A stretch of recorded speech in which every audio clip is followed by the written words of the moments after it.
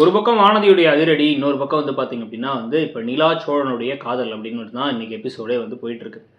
So முதல்ல எடுத்தோடனே வந்து பார்த்தீங்க அப்படின்னா வந்து இப்போ வானதி வந்து சொல்கிறத யாரும் நம்பல. அதனால அவள் கர்ப்பம் இல்லை அப்படின்னா ஹாஸ்பிட்டல் போவோம், டாக்டர் போய் பார்ப்போம். 2 மாதம் நான் கர்ப்பம்னு சொல்லுவாங்க.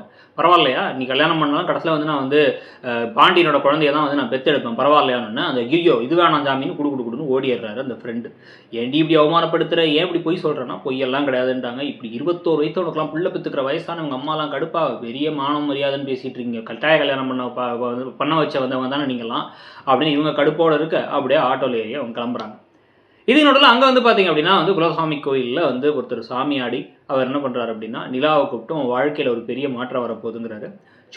சேரன் கிட்டக்க நீ என்ன ஆசைப்பட்டு வந்தியோ அது நடக்க போகுதுங்கிறதையும் அவர் சொல்லிடுறாரு. இனிமேல் ரெகுலராக என்னை பார்க்க வரணும்னு சொல்லிடுறாரு. இதுக்கு நடுவில் சோழன் என்ன பண்ணுறாரு, நிலாவோட வீட்டுக்கு வந்து நிலாவுடைய கைகள்லாம் வந்து எவ்வளோ படுத்து போயிருக்கு, ரெட் கலர் ஆனதெல்லாம் வந்து பார்த்து இப்போ கொஞ்சம் பரவாயில்லங்கன்னு அவங்க என்ன சொல்கிறாங்க, நீங்கள் எனக்கு வேப்பில் அதிகம் வச்சு கொடுத்ததும் தண்ணி ஊற்றுனதும் ஹெல்ப் பண்ணுச்சுன்னு அவங்களும் சொல்கிறாங்க. உடனே 2 பேரும் சேர்ந்து இப்போ வந்து சைக்கிளில் கிளம்பி அந்த ரெக்க கட்டி பறக்குற அண்ணாமலை சைக்கிளுங்கிற மாதிரி கிளம்பி போகலான்னு வெளில சும்மா ஊர் சுற்றி பார்க்கலான்னு கிளம்புறாங்க.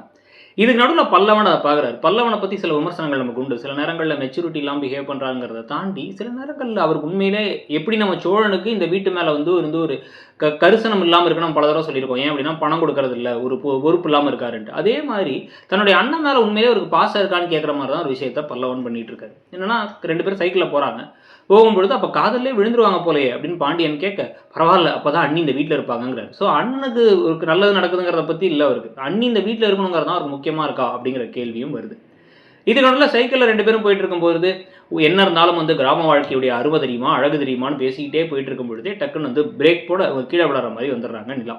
உடனே அங்கே போன ஒரு லேடி உங்கள் ஒய்ஃப் தானப்பா முன்னாடி உட்கார வச்சுக்கோன்னு முன்னாடி உட்கார வச்சு 2 பேரும் சைக்கிளில் அப்படியே போயிட்டு என்ன சுகம் அப்படின்னு இட்லி கடை பாட்டெல்லாம் பாடி போகிறதுலாம் ஒரு பக்கம் நடக்குது. இது நடுவில் வானதியோட வீட்டில் வந்து எல்லாரும் அழுது கெஞ்சி இப்படி பண்ணிட்டு எங்களுக்கு மானக்கேடாக போச்சுன்னு புலம்பிட்டு இருக்கிறதெல்லாம் ஒரு பக்கம் போயிட்டு இருக்கும் பொழுது ஆட்டோவில் புலம்புறாங்க, வீட்டில் போய் புலம்புறாங்க. இதெல்லாம் நடக்கும்போது இப்போ இங்கே வந்து எல்லாரும் ஒன்றா உட்காந்து சாப்பிடும் பொழுது சந்தா மட்டும்தான் சேரன் சாப்பிட்டாரான்னு கேட்குறாங்க.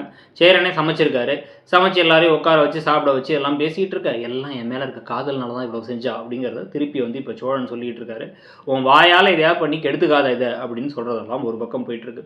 ஸோ இன்றைக்கி எபிசோடில் நடந்த விஷயங்கள் பற்றியும் இங்கே குலசாமி கோயிலில் நடந்த விஷயங்கள்லாம் உங்களுக்கு என்ன தோணுது, இந்த கதையில் அடுத்து என்ன எதிர்பார்க்குறீங்க அப்படிங்கிறதையும் சொல்லுங்கள். நீங்கள் பார்க்குற சீரியல்கள்லேயே உங்களுக்கு பிடிச்ச சீரியல் எது ஏங்கிறத சொல்லிட்டு மறக்காமல் இடம்பொருள் சேனலையும் சப்ஸ்கிரைப் பண்ணுங்கள்.